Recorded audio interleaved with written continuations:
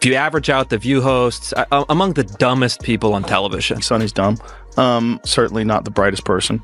And what she just said just doesn't make any sense. It's just like so silly to say. It's not a well thought out. It's like if you had an idea for a premise and you like it was totally baked and half baked and you went on stage with it and it's nothing Just there. go for it. Yeah, there's nothing there. I mean, you're married. Tom, you're married. If your husband's doing something, if he's allegedly doing something like this, you guys would know if your wives were up to some nefarious stuff. Let's just not forget who she is. She's been, for years, lecturing America about morality, inequality, systemic failures, and look at her track record. How many times does she have to go on in the past 2 months and look at the camera and do a legal apology for all the stuff that she said? Greg didn't stop with the jokes. He also took the opportunity to criticize identity politics as a whole. He argued that focusing too much on race often oversimplifies complex issues. This is what happens when you focus too much on race, he said. You lose sight of the individual, the context, the nuance, and eventually it backfires, just like it did for Sunny. Greg also pointed out the need for personal responsibility, saying that it's not about who your ancestors were, but about what you do today. For years, Sunny has lectured others about race and history, so maybe it was time for her to reflect on her own actions and beliefs. This whole situation raises some important questions about how we handle history. Should people like Sunny, who often criticize others for their ancestors' wrongdoings, be held to the same standard? Or should we simply acknowledge the past without allowing it to define who we are today? It's a tricky topic, and the answers aren't easy. I agree with mostly everything that's been said. I mean, we know that, only about 31% of Americans trust our healthcare system. We have a terrible healthcare system. And doctors suffer because of big corporations as well. Doctors that want to do good, like my husband, operates on someone even though they don't have insurance and then has to sue health insurance companies to get paid for the work that he's been trained his whole life to do.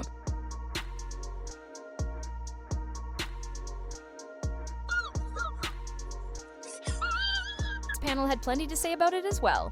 One co-host joked, "If Sunny's been shaming the descendants of slave owners, does she now have to shame herself?" Another added, "It's funny how wrapped up she is in identity politics. Turns out she didn't even know who she was."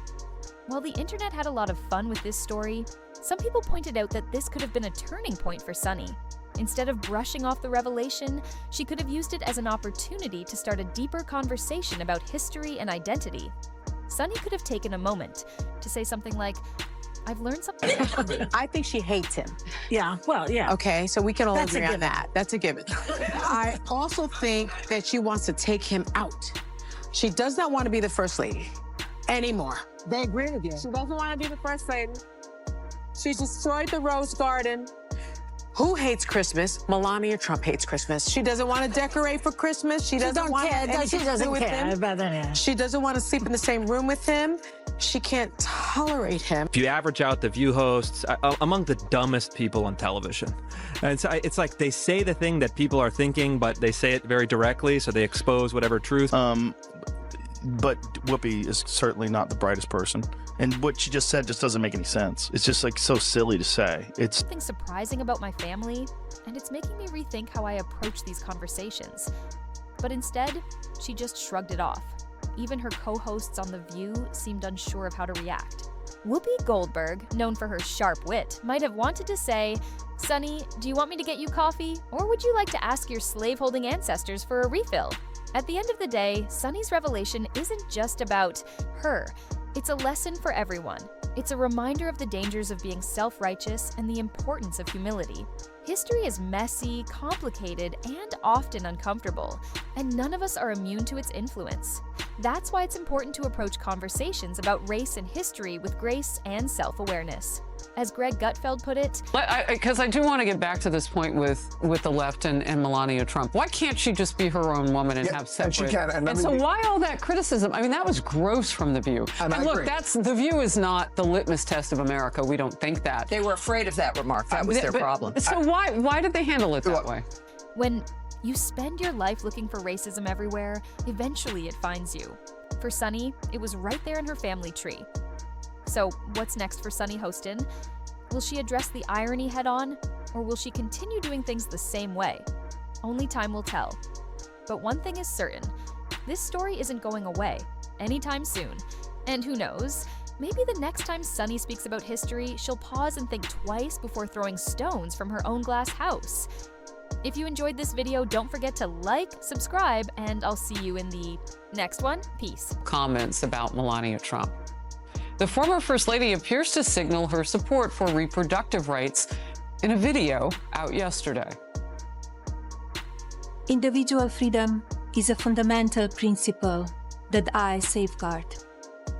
Without a doubt, there is no room for compromise when it comes to this essential right that all women possess from birth: individual freedom.